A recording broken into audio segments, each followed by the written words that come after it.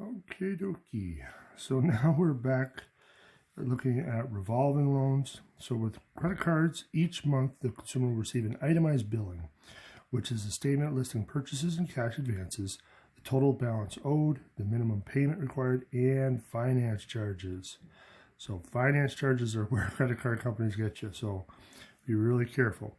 So finance charges can include interest, an annual fee, or other charges from the credit card company. So some credit card companies just charge you just to have it, just because. So most revolving credit plans calculate finance charges based on the average daily balance method. The average daily balance is simply the weighted mean. So we know what weighted mean looks like from the previous chapter of the various amounts of credit utilized, where the weights are determined by the number of days that each credit amount has been applied. So we're going to see this in detail on the next page, but for now, these problems are assuming that you already did all those weighted mean calculations and you have that average daily balance. So again, this is the average daily balance for the month. What were you carrying for a balance on the average for the month? So this person was carrying almost $250 on the average each month. And then the monthly interest rate is 1.4%. So if you want to calculate the finance charge, all you got to do is multiply the average daily balance for the month times the monthly interest rate. Now, again, just like with any other percentage, we got to change it to a decimal first. So if we multiply that, 249.94 times 0.014. So that rounds pretty darn close to $3.50. So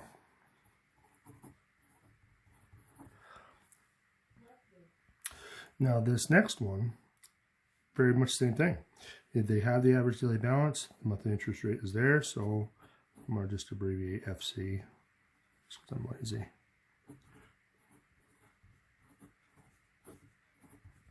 Now, you're probably wondering about all those decimal places and everything else. Can we round anything? Absolutely not. That would be my immediate response, is don't round anything until the very end. Wait until you calculate everything based on the numbers, because every little bit means money. So credit card companies aren't going to want you to round anything. So 1073.4 times 0.01325. So this looks like $14 and, well, we're going to round it down, 22 cents.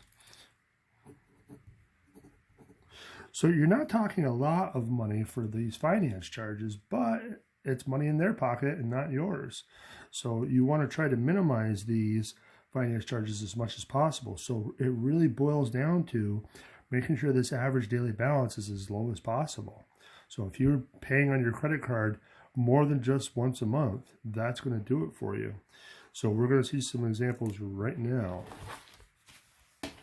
that's a little bit more detailed. So you can see now they want you to find this average daily balance. So we're going to see how that works. So for the credit card amount, assume 1 month between billing cycles with the appropriate number of days. So again, it could be 30 or 31 days.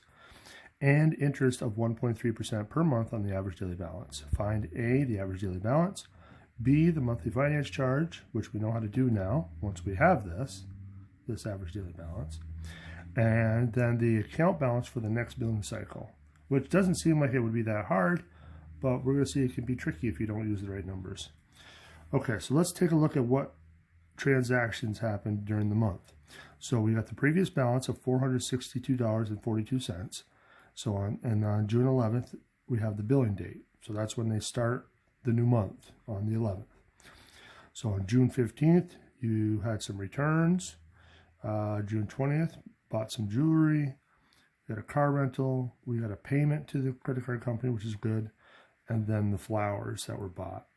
So we basically have these three columns that we're going to be wanting to fill in for any problem like this. So the biggest thing is we need to know what the balance is at any point in time during the month. So now the previous balance coming into this new billing cycle was $462.42. So the running balance at that point in time is just going to be the carryover of what it was the previous month. So 462.42. And so now the big question is what do these amounts do to this balance? Do they make it bigger? Do they make it smaller? So you got to really be careful with that.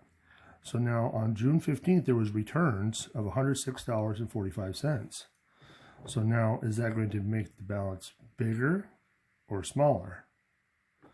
Hopefully you're saying smaller, because if you're returning something, you're getting your money back. So that's going to decrease the balance. So let's just subtract that real quick. 462.42 minus 106.45. 355.97. Okay, so now that's the balance after you did the returns, but then you bought something, you bought some jewelry. So that's going to make it go up. So we're going to want to add $115.73 to that. So that's $471.70.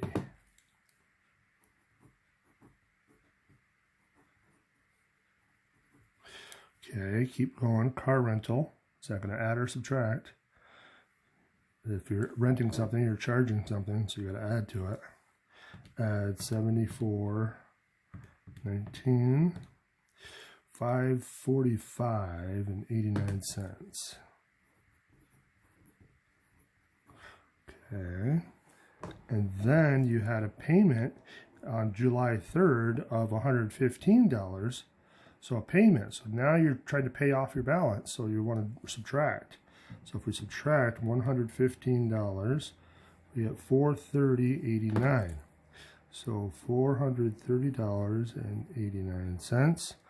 And then the last thing in the month was flowers for $68. So again, you're buying those. So you got to add to your balance. $68.49. $499.38. So $499.38. So that's what we got in all those cases.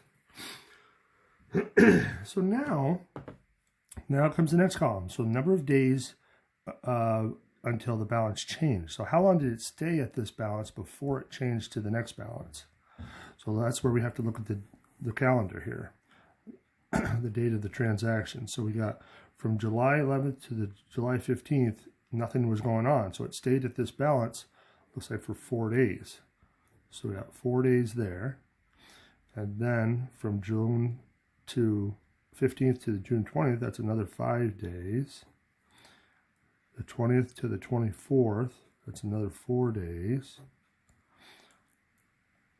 So from June 24th to July 3rd, how many days is that? Well, okay, so how many months or how many days are in June? I don't remember the little the little way to remember it, but I'm pretty sure it's 30. So so you got to the 30th would be 6 days, and then 3 more. So that's 9 days. So 9 days. And then from the 3rd until the 5th is another 3 days. So now the last one, what do we do there? How do we get that last number of days? Remember, the billing cycle starts on the 11th. So if we go from the 6th to the 11th, that's another 5 days. So 5 days there. That's the hard part, really. It's just making sure you count the number of days correctly in between. But this is, again, you got to be careful when are you adding and when you're subtracting, but again, pretty logical based on what the transaction is. So returns and payments decrease the balance. Everything else is going to add to it. So, okay. So now, just like we did back with the frequency distributions, if we're finding the mean, we're going to have to multiply. We have to multiply across all these values. So 462.42 times 4 equals 1849.92.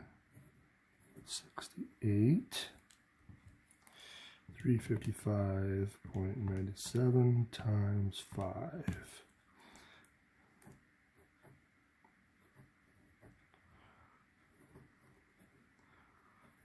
Okay. 471.70 times 4. So again, not anything too drastic, but it's time consuming, obviously. You know, aren't you glad you don't have to do this for your own credit card statements? That would be nuts, right? So the credit card company is generous enough to do all this work for you. Probably why they charge the finance charges and stuff like that. Annual fees. Got to pay somebody to do this stuff. Unless you have a good calculator or computer. 9 times 3. So we got 1292.67. And one more. 499.38 times 5. 2,496.9. Okay, phew. Okay, so we got the table filled in. Now comes the last step. So we got to divide. Remember, again, back with the frequency distributions, once you have all of those products, you had to add those all up, but then you had to divide by something. So did we divide by what, 6? Because there were 6 values? Hopefully you're shaking your head. Remember, the number of days is the number of times we got to keep all those things. So actually, we have to add up the days and the running balance times the number of days. So 4 plus 5 plus 4 plus 9 plus 3 plus 5 equals, well, look at that, 30 days, which is kind of what we expected, either 30 or 31. So now let's get these ones all added up.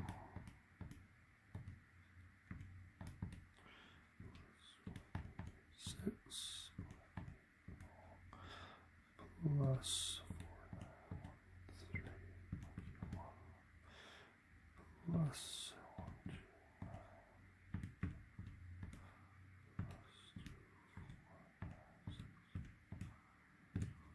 Okay, so we got $14,218.91. So for the average daily balance, we just got to divide those. So if we divide this by 30, 473.96.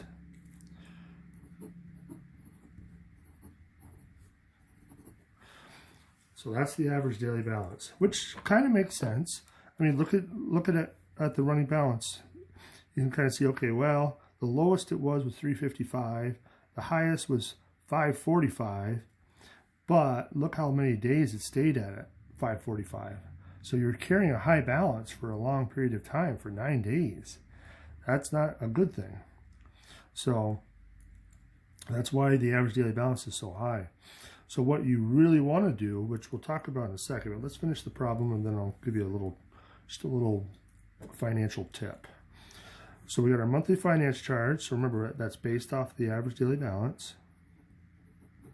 And we're going to multiply it by the monthly rate, so 1.3%. And then, now again, I would clear this off. Since you rounded it, let's use the rounded version. 473.96 times 0.013. Looks like $6.16. And so now the account balance for the next billing cycle. Common mistake people like to do is they'll just add those two together. Say, oh, okay, that's my next billing cycle. Careful. Your balance stopped at $499.38. That's where you left off the month. So that's what we have to add our finance charge to.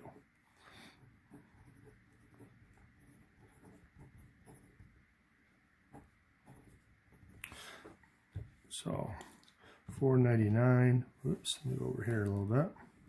See it. 499.38 plus 6.16. So let's say 505 and 54 cents. So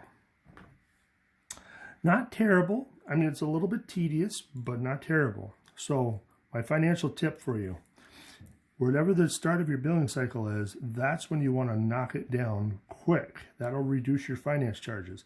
So if you have a $462 balance on June 11th, on June 12th, you should make a payment of $400. That'll knock it down really fast, and your finance charge will be a lot less as a result. So always pay it off at the start of the billing cycle, not at the end. All right, so that wraps up 13.2. I know it's a little bit longer video, but it's worth it. Alrighty, we'll see you in the last section in the next videos.